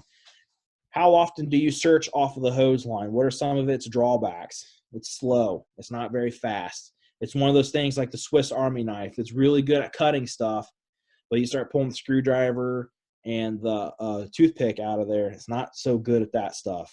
Those are things you think about. But I have protection, and I'm doing multiple things at once. If you are in the rural setting and you don't have a ladder responding, whether it's not your ladder or you don't have mutual aid ladders coming to you, regardless, you have to do ladder truck work. You have to do truck work. Forcible entry is truck work. Getting bars off of windows, opening the building up, all that stuff. Ventilation, that is all ladder or truck company operations. You're doing it, you just don't realize you're doing it. And something that I truly believe in is engines have ladders too. Throw those ladders, get those ladders up, get them off the truck. Give your people an opportunity to bail out if they need to. And the wonderful, wonderful Quint, it's a love-hate relationship. What is my job? Am I an engine or am I a ladder? Well, most of the time you're an engine. And if you are showing up first due to a fire, how are you positioning that truck? Are you positioning it for the fire or are you positioning it for the ladder? Majority of the time, we're positioning it for my experiences. We're positioning it for the fire, and then we think about putting the ladder up later on in the incident. Unless it's like blowing through the roof like that one on the right hand side, then we're definitely thinking about putting the stick up in the air. But I love this one, the spork. What am I? Am I a fork or am I a spoon? What are you really good at? I don't know. So NFPA 1901 defines what a quint is, and I found this kind of interesting. It shall carry at least a 50-foot aerial device, the big ladder on top. Most of them that we see are the 75 to 100. It has to have a 1,000-gallon per minute pump. You have to have a minimum of 300 gallons of water, which is really not a whole lot of water. Our particular ladder at work is 500 gallons. You got to have at least 800 foot of 2.5 supply or greater, 5-inch. And you need to have at least 400 foot of 1.75-inch on it, and a total of 85 feet of ground ladders. That could be your extension, your straight, or your folding ladders as well. And again, what is my function at this fire? Am I the engine or am I the ladder? This is strictly department SOP and culture driven. What have you been doing? What works? What doesn't work? Take every fire and every incident, every neighborhood, and figure out what is going to apply to those areas. If you show up first due, you have a tank and you have a pump and you have hose, it probably makes sense to start putting water on the fire. Your conditions drives your tactics. Your building construction is going to contribute to those tactics. And what is the occupancy you're responding to? Is it the multi-dwelling 3-story apartment complex? Is it the stubborn duplex fire that kind of snuck up on you, you weren't really prepared for? And how did you position this thing? Are you positioning for the stick? Are you positioning for the fire? And limitations for each function, like our particular ladder, our 2.5 can only have 150 feet on it compared to a 200 foot line. My 75-foot stick can only go so far. It can only scrub so far. Those are things that are some of its functions. One of its biggest draws is you can't short jack this truck. What short jacking is if I can't get one outrigger out all the way, I can just get it out as far as it needs to go, drop it, and the ladder will not go to the short side. We cannot do that with ours. So our positioning has to be spot on if we are putting this thing up. There's cars in the way. If you're in one of the weird spots where you're half on the road, half on the grass, you may not be putting that ladder up. So this is a fire, and I don't know who was first due, if it was an engine company or the ladder. But let's look at this building. 2-story apartment complex with common stairs on the exterior, but covered. Our main entry point to the fire room is involved, correct? But we know this thing is spreading up and out. We have immediate exposure issues of fire of apartment rooms. The only reason why I'm picking on this is, what's your tactical decision? What is more important, putting water on the fire, taking the fire away from the victims, or taking the victims away from the fire, getting them out of the environment? Those are decisions you have to make as the first due quint. Those are some serious thought processes. So what could we do in the situation? A 3-man ladder company or 3-man quint company, 2 officer and firefighter are throwing ladders. The apparatus driver is pulling a line and putting water on the fire. You might have to be splitting those people up, and that's okay to do. Communicate what you're doing to your officers, to your shift officer, to your mutual aid companies, what you need, what's going on, and who's what and where. Those are all important things to think about. And utilize the bumper line. If you have a bumper line, that's a awesome line for those short setbacks. You're on top of the fire, 100-footer, a good transition line to reset the fire. Awesome. Talking about tankers. Yeah, American Township runs tankers, so we're going to talk about this a little bit too. So rural responses and their challenges. Obviously, there's no water source. Our water sources are ponds, hydrants that are just on the outlying skirts. We might be pulling from a dry hydrant, something like that. The worst part about these fires in the suburban paid atmosphere is our staffing is spread out. So you might have 6 or 7 people on shift, but they're all in different apparatus. The engine's got a few in there, the rescue's got a few in here, the tanker's got one in there. Where are my people at, and what am I going to be telling them what to do when we get there? So one of the things that I think it factors into my thought process is, well, what are we responding to? Is this a barn on fire? Is it a house? Is this a mega farm or an industrial complex that's out in the country? Or my biggest fear is the shoust. And why is the shoust my biggest fear? Because we show up and it looks like a barn. What are we going to do? We're going to write it off, but in reality, it's someone's house. Be careful on those buildings. Get a good recon of what is truly on the interior of those. So if it's the house, what am I thinking of? Well, time of day, time of night, occupants versus non-occupants, all that stuff. That's where we're going to have those moments of life safety for sure. So a dump tank operation versus a rural hitch or nurse feeding. So why is this important? Well, it just depends. Everything is situational, and I really hate that saying, but it is the truth. In some cases, it's better to dump the tank, start pulling the draft, and going that route. Sometimes it's better off just starting laying a 5-inch or a 2.5, 3-inch line down the drive and just have the tankers pump into you. Every situation is different. Everything is staffing conditions dependent. So the dump tank, why would I go straight to a dump tank? Why would I put this into place? I need a continuous water source for high flows. I'm flowing 2.5 lines, multiple inch 3/4. I know I'm going to be on scene for a very long period of time, and maybe this is the fastest operation that I can get into place. The rural hitch. What is the rural hitch? So basically what that means is you have a fire down a short drive, a medium drive, and the engine goes to the fire. As he's going to the fire, he lays a 5-inch down, a 3-inch down, whatever, and the next tanker or whatever hooks into that line and starts pumping off his water into the first due engine. So for us, my engine's 1,000 gallons of water. My tanker is 3,000. I have 4,000 gallons of water to work with. That's a lot of time and a lot of water to put into place. So that might be my fastest operation. Maybe it's a small fire. It's a room of content fire. It's just a chicken coop or whatever the case might be. That is the fastest way for me to get water, and I only need a couple tankers for this incident. The biggest thing you need to think about is where is the fire and how can I get water on it the fastest? Those are my two biggest questions. How far down the lane? Is it in the house? Is it in the barn? And how can I get water on this thing as quickly as possible? So we had a fire. Well, it wasn't really a fire, but it was more of a industrial, or a farmer had a grain bin dryer or a corn dryer. I'm not a farmer, so my terminology might be wrong. But this house kind of snuck up on us a little bit. This is almost 2,000 feet off the road, right? This is one of our, we don't have a lot of these in our run district. So this was a conversation starter. The battalion chief that was working that day, him and I were good friends. We have a lot of great conversations, and we had a conversation on this, said, hey, chief, what are we doing if this is on fire? And we talked about it.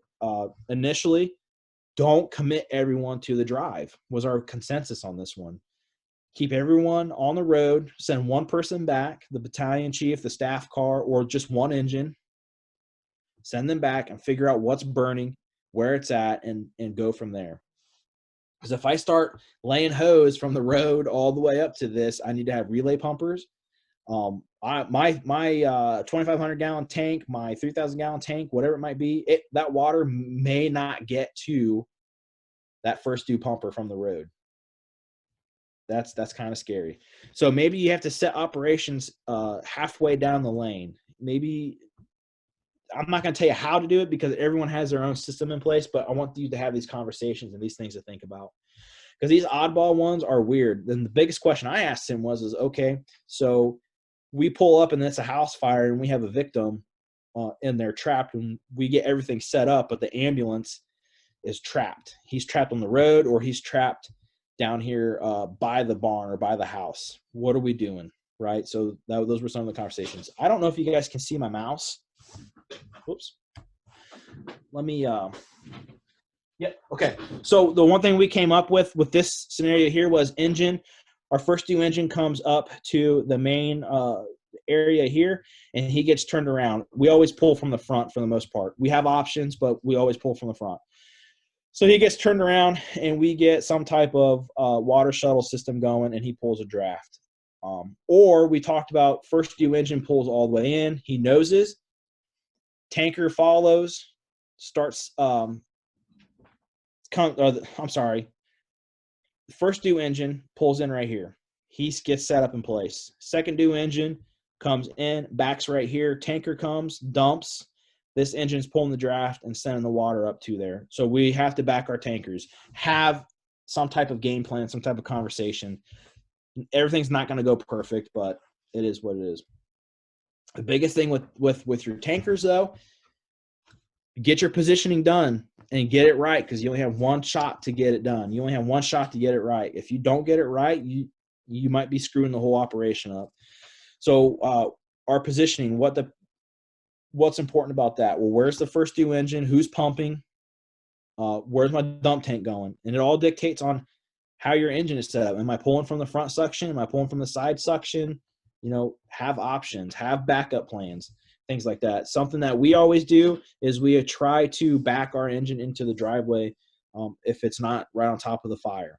That we try to get that out of the way. Another lane on the road open so tankers can just come by, drop, and move.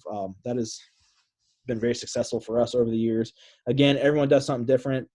I'm not going to tell Putnam County or Henry County how to move water. Them dudes know how to move water. But just have these conversations, have these trainings, have these mindsets. Options for your engines. Something that I've noticed over the years is a lot of people are putting the rear intake on their apparatus, which is awesome. Instead of having the pain in the ass of backing into a drive, just pull straight in. You can pull your draft from the rear.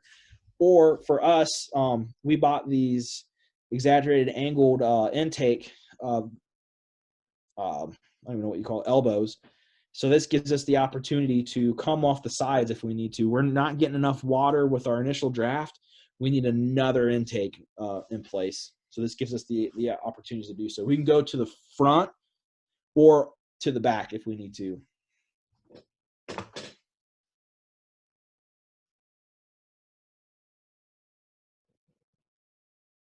I'm sorry, I gotta get a drink of water. If you run EMS, if you're a paid organization or you're a volunteer organization, you need to set your medic up for success, not only for EMS, but also for the fire department. If you can't see it in this picture, that medic says American Township Fire Department.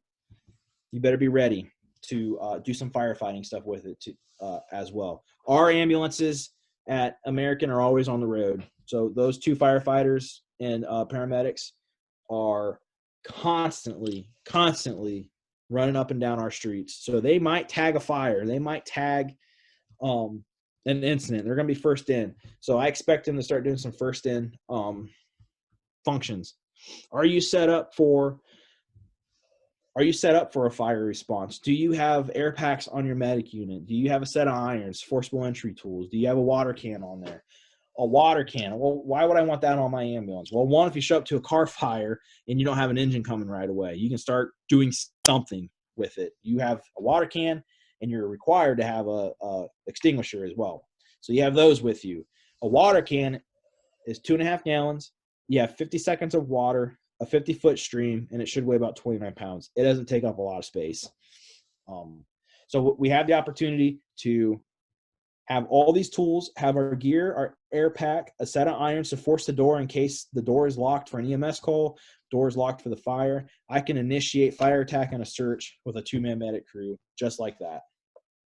And they might be minutes ahead of the engine or minutes ahead of the ladder. So if you were the first due medic, what's expected of you? Stand outside and hey, there's a fire burning, right? Absolutely not. I expect you to start the operations. Get a 360 done. Tell us what's going on. Control the door. Control your flow paths if you have to. They might be telling you that such and such is in that window, in that door. You can initiate a quick search. You can initiate some fire attack as well. Communicate to everybody what's going on, though. Force entry if you have to. If you show up and someone's dying in the front yard, then you're going to start doing some paramedic stuff as well. During that training we did in Southern Ohio, this was one of our evolutions. We threw the medic crews a scenario. You were a 2-man company. They said, hey, you have a small kitchen fire and you have a victim. And this is what they were told to do. They had a water can with them. Listen to their communication. One says, I'm going to the fire. One says, I have a victim. So there's your firefighter going to the fire room with a can. He's going to control and confine this body of fire. And then they grab the victim and they're going out the front door.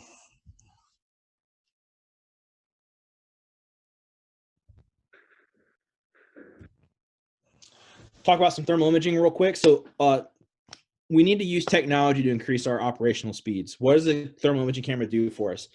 Helps us locate victims faster, find the fire faster, and extinguish the fire faster. We need to understand that not all thermal imaging cameras are created equal.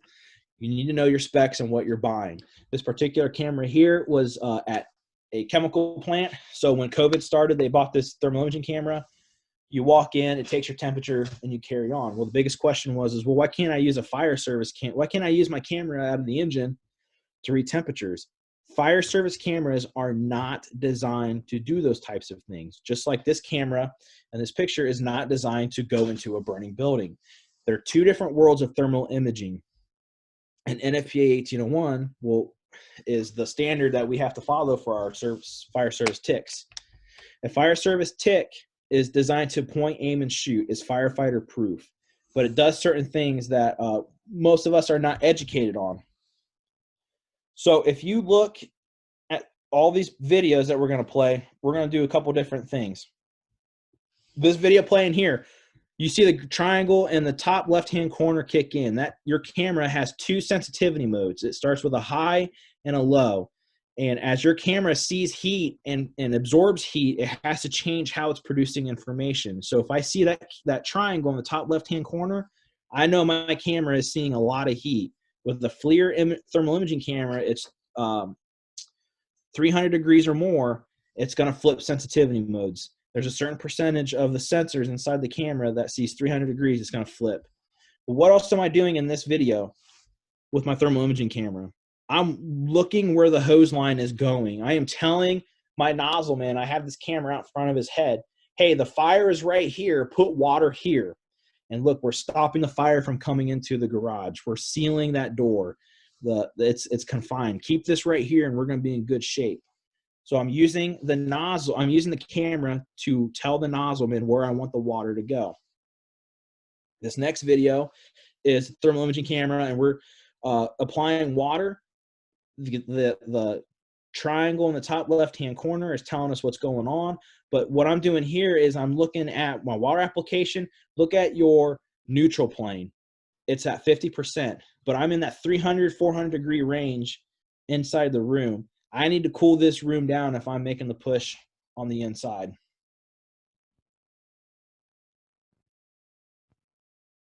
Someone asked a question. Hold on one second.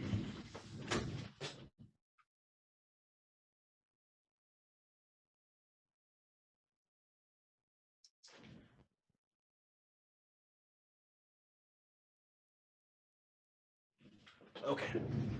So we're using this camera to assess the room, assess the hallway, what our heat looks like. We're in that 300, 400, 500 degree range. We need to start cooling this atmosphere down. We need to use water to our advantage. We're finding this fire. We're extinguishing it. I'm using the camera to tell my nozzle man, erase the heat, make all this color go away. The other thing I'm looking at are my firefighters. How much heat and energy are they absorbing? If their gear starts to change color, well, then we need to start cooling this room down or move on. The one thing I want you to see here, though, is we look behind and into the hallway. The hallway started taking on color as well. We need to start applying water. This is why we have flow and go. We're flowing water to the fire room. We're cooling all the content so nothing behind us catches on fire. This video down here in the top left-hand corner is a down fireman. We're using thermal imaging to rescue firefighters in the RIT scenario. So what are we seeing just right now right here? Well, we know we're in a superheated environment because we have a triangle in the top left-hand corner. We know water is being applied into the fire room as the RIT team. And, well, now he's alive. But if you look right here, there's a couple things that stands out to me. One, I know he's breathing air. Why? Because his face piece is still black, his regulator is black, and his hose line is black. He's moving insulated air through his bottle. The other thing I see, if you look by his waist, he has his waist straps unbuckled. If I see that initially, I'm not wasting my time doing a harness conversion. We're going to do something else. We're going to attach webbing to him, something like that. I'm doing a RIT assessment by using my thermal imaging camera, and maybe this helps me find that fireman faster in the house. This middle video here, we looked at a crib. We're identifying important parts of the room. Obviously a crib. I'm going straight to the crib and I'm doing a search. This particular search that these guys are doing is called a crib dump. So what they're doing is they're taking the crib, they're dropping it to a knee. The child, all the contents comes down low. and then he grabs all that contents and puts it in his arms. So what this does is this prevents us from picking that kid. It prevents us from standing up, because remember, our heat is layered. The hottest of the hot is going to be high where we're standing up in. If I pick this child up and I stand them up and pull them up and out of the crib, where are they at with an unprotected airway?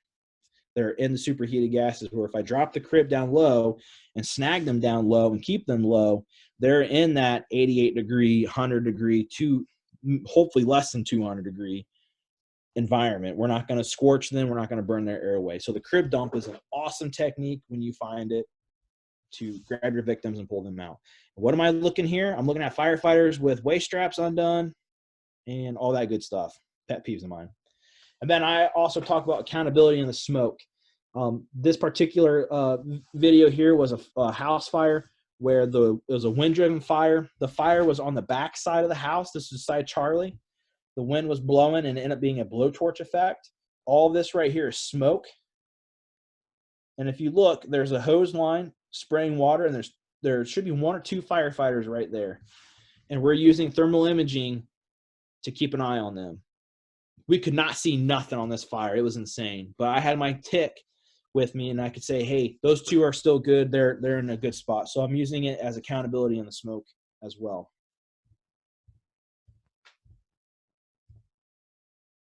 The basics buys back time. Coming off the truck, ready to work. I can't stress this enough. Do not be that firefighter that comes off, no tools in their hands. They're not ready. You're doing the firefighter shuffle, going from the front door back to the engine, back to the front door. Hey, I need this. Hey, I need that. Come off the truck with everything you need from the get-go. These 3 things, actually it's 4. I added 1.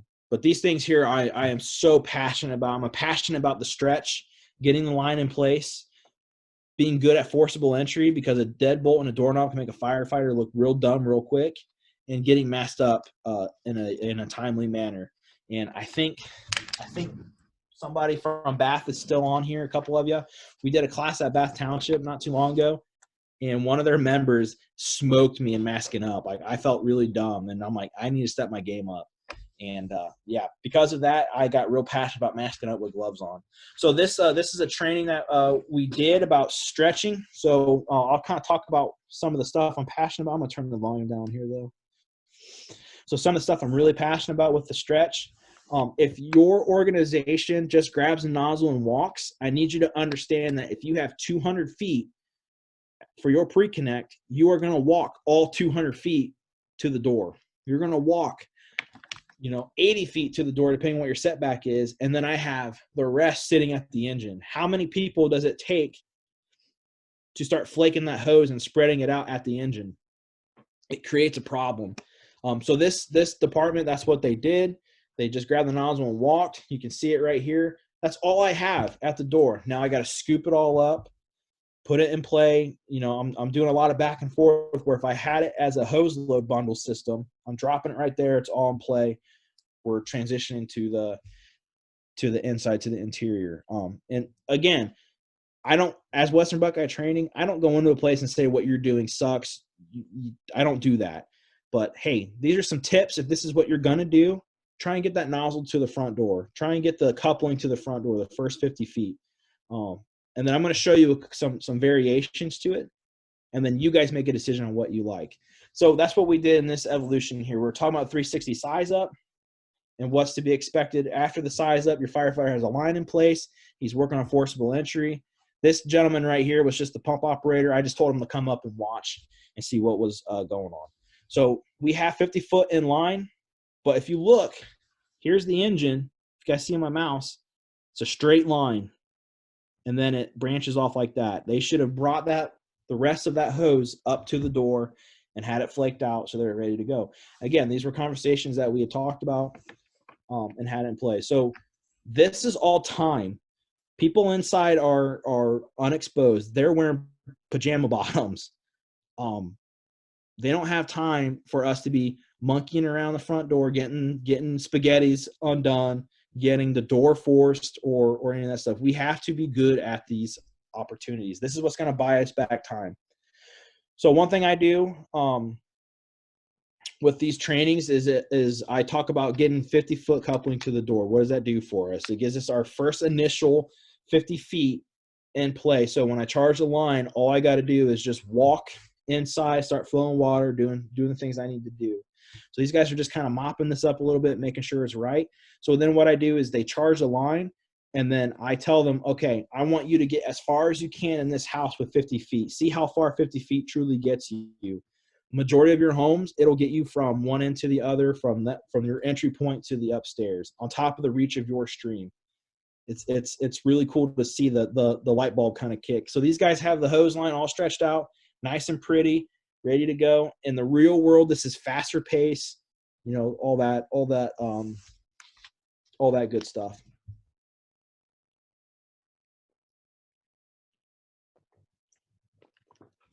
So they charge the line.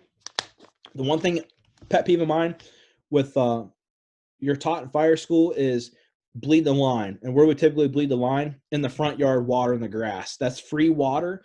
Throw that water down range, get it inside the house. Maybe you put some water on the kitchen fire. Maybe you take back some of the stairs.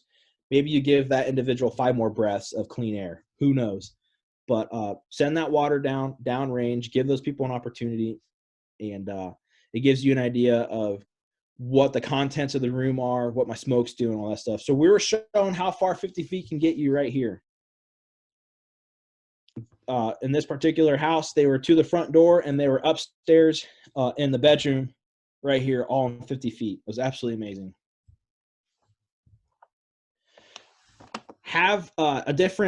Be open to different stretches. Sometimes you don't want your stairs all clogged up. Sometimes it's faster to go over the railing or through the railing. So this was a training we did at UNOH college here in town at one of the dorm pods. This is a hook stretch. You don't have to use a hook. You can use a rope. You can use webbing, whatever it is. Just something to train on and think about. Grab the nozzle, start bringing it up. Here we have to go over the railing because our nozzle won't fit through the balusters of the railing, and get that line in place. This was a 100-foot bundle we were using, and we were able to get everywhere we needed to be in these pods.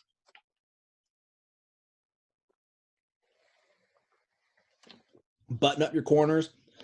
Remember, you don't want to be super tight up against corners. I think Blake or someone, brings the rest of the hose up, and they mop it up. So these are things you need to train on and have a conversation over. I always tell people you have to know what your audibles are, because if you don't know what the audible is, and then someone throws it out there, you're gonna be like, what? We don't want them what moments. We want the, oh yeah, that makes sense. I know what to do. This is a fire. Oh, I'm sorry. So zero visibility, forcible entry is something I'm really passionate. Let me turn the volume down. Oh, it is down. There's no music playing, is there? Nope. Okay. So this is something that I simulate, something I'm really passionate about, is zero visibility, forcible entry. So why is this such a big deal? Most places probably protect a nursing home, a 1 to 3 story hotel complex with a common hallway. What does that mean? I have a room on the left, a room on the right, and both those rooms dump into a hallway, and then it leads to an exit point. It is a common exit, common entry point. The issue is those apartments, those hotels, those nursing homes are on fire, and the hallway is full of smoke. It's charged. Can I force entry into the fire room? Can I force entry into the rooms I need to search? Can I force entry into a room for a safe haven? Stuff is going really bad and I need to hide from the fire. Can I do these things under zero visibility conditions? Because this is when fireman shit is going on. So this is what we do in our classes. And we had a fire on Market Street Apartments across from Beer Barrel a couple of years back, and this is what we were doing. We were zero visibility, forcible entry. So let's talk about some stuff here. Our Halligan bar. These two firefighters are working together to get this tool set and in place. I'm sorry, I apologize.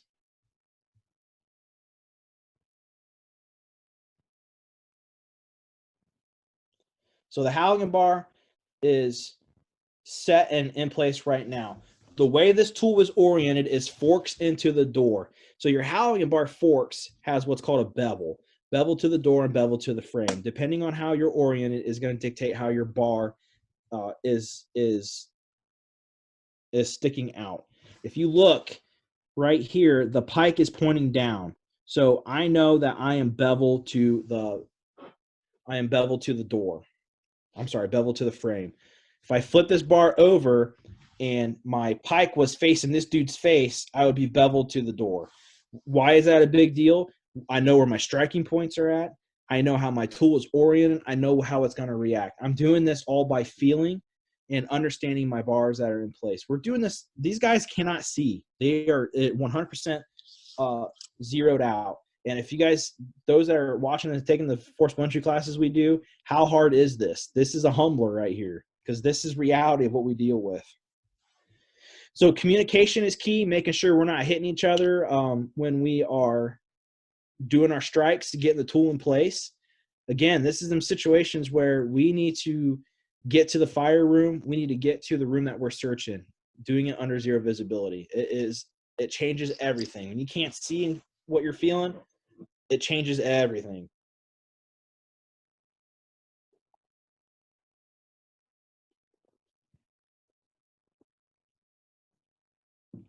The worst part is you have a hose line with some people on it as the engine crew, and they're waiting on you to get this door opened up, and they're saying some vulgar things because you're taking forever, and it's a little difficult. So be proficient. If you can force entry in these scenarios here, you can force entry on the front porch with no issue at all. So they're finally getting through and working their way out. So understanding forcible entry, understanding your tools, being really good at this, you're going to look like a rock star in these scenarios right here.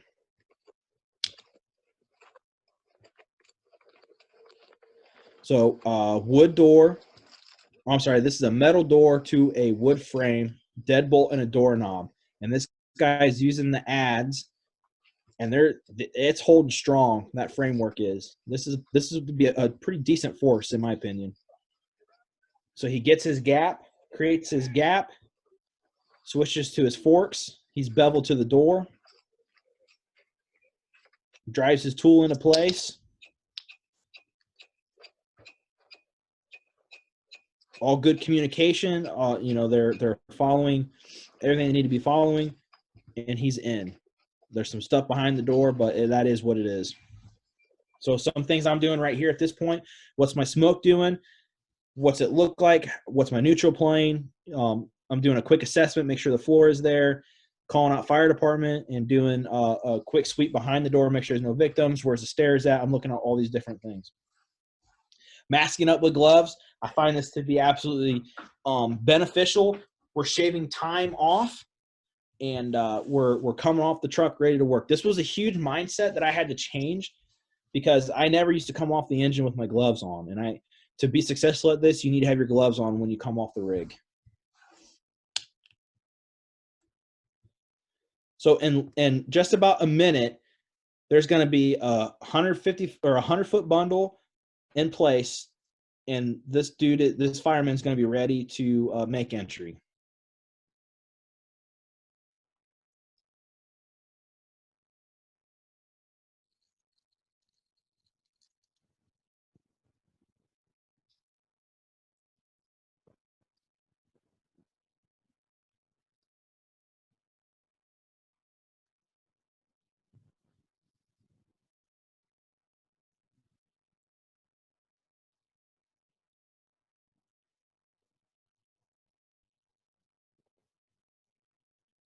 And these are training drills that you can do by yourself in the station.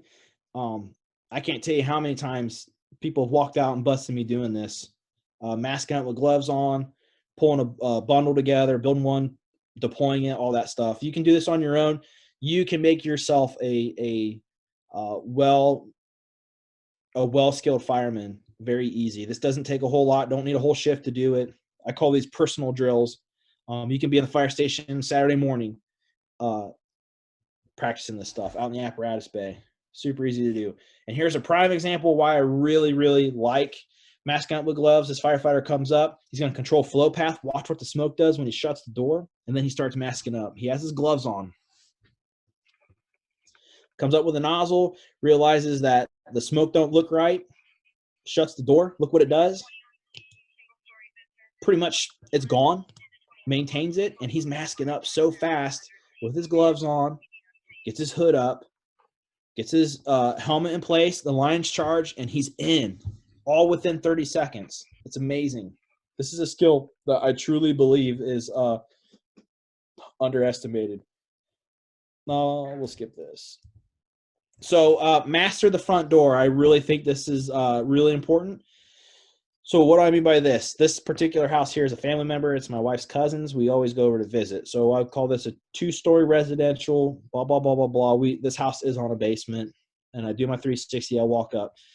I'm the first due engine, and my medic guy meets up to me. I have a line stretched. We're at the front door.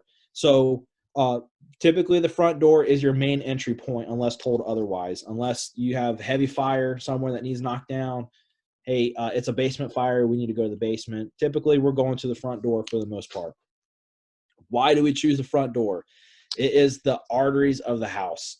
Everyone knows the stairs are close to the front door for the most part. Not all the time, but most of the time. My reach to the stream from the front door can hit just about any kitchen, anything like that. And my victims are going to be close to that front door. The access point of the front door might tell me where the bedrooms are. Some places the bedrooms will be where the door swings into. Not all the time, but most of the time. And one of the things I'm doing at the front door, once I open it, is I'm reconning the building. Where is my life? Where is my fire? And what is my layout? All that stuff's important. There's an idea out there. One of my friends from Magic City Truck Academy teaches. It's called the 10% search. I can search 10% of this house just from the front door. If you have a Halligan bar 30 inches long, put it into the door jamb. Your firefighter can extend 30 inches into the room from the front door on top of whatever their body span is. And I'm searching all from the front door, 10%. I'm breaching and getting 10% out, finding victims. I'm getting 10% to the stairs. Maybe I can go up the landing and back down and grab someone. I'm doing this all from the front door. I'm not dedicating myself. I'm not committing myself deep into the house. I'm within a arm's reach to get grabbed and pulled out if I need to. So opening the front door here, this is that same house. We open the front door, and look what I'm seeing. The living space, the stairs are right behind the front door. Bam, bam, bam. I'm upstairs. To the right is a couple bedrooms. Right here is the main living quarters.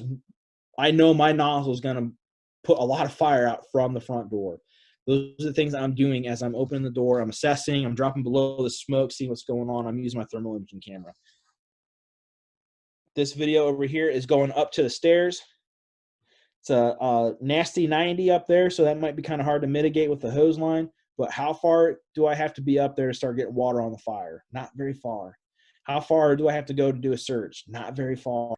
Some people get intimidated. Don't be intimidated. These are fast down and dirties. But if you guys noticed on this particular house, there was a storm door. I have a very strong passion against storm doors. Get these things out of the way. These are hose line coupling catchers. If you have the capabilities of tying the storm door off, tie it off. If you have railing nearby, if you have something you can chalk the door open with, chalk it. I don't care. Don't let your water can turn into a 2.5 gallon door chalk, though. That would not be good. That should be in the house with you. But I'm tying this door off so it stops it from catching on the coupling. If you guys run EMS, you know how much of a pain in the ass these things are, right? They always end up shutting on you. They don't open all the way. You smash your fingers. You smash the patient's elbow on them, all that good stuff. So get these things out of the way if it's on fire. So we tied that one off. We don't have the capabilities of tying it off. I'm using the Halligan bar, and I'm ripping this thing off. I'm done with it. Some quick, easy pops.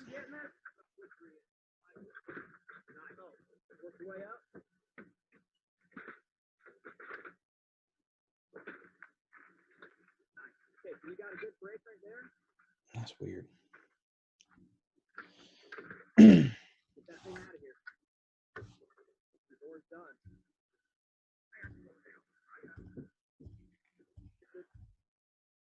So those are just some things that I have found to be beneficial for cross staffing and having some short staff firefighters on scenes and utilizing and maximizing them. Again, I hope I didn't eat too much of your guys' evening. Please, if you have any